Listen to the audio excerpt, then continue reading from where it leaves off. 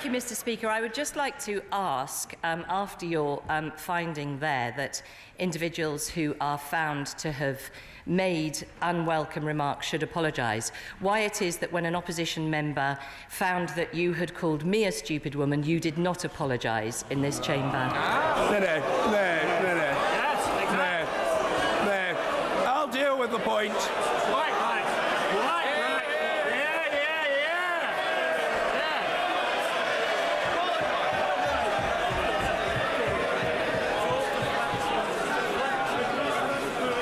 I dealt with that matter months ago in remarks that I made to the House of Commons, to which the Right Honourable Lady in our various meetings since has made no reference, and which requires from the Chair today no elaboration whatsoever. She's asked the question, I dealt with it months ago, I've reiterated the rationale for the way in which I responded, the matter has been treated of, and I am leaving it there.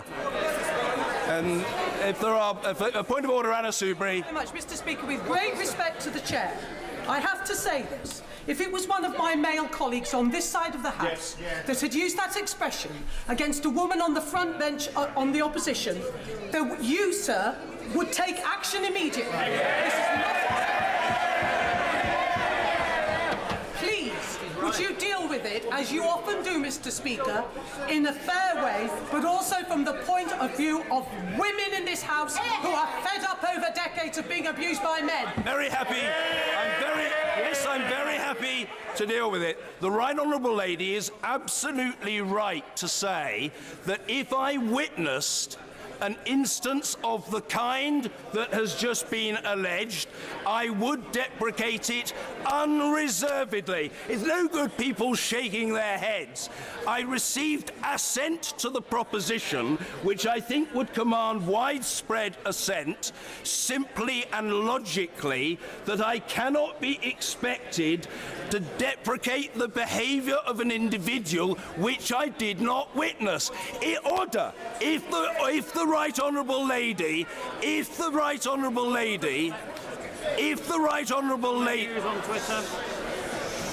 If the Right Honourable Lady is asking me whether I deprecate without reservation the use of such language, yes, obviously, absolutely I do, without any hesitation. But I cannot be expected to pronounce judgment in a particular case on a given individual when I wasn't privy to the circumstances. But if she's asking me, is that language unacceptable? It is.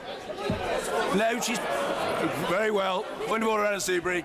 If I and other colleagues, who I can see the phones, clearly the evidence exists. If we bring it to you within the next, 2 minutes, would you then, Mr. Speaker, take action? Because again, I make the point, if it was a male on this side, I think you would against a woman on the other side. The answer is that it, forgive me, but it is incumbent upon a member who has erred, who has used inappropriate language and behaved improperly, to come to the House, to come to the House.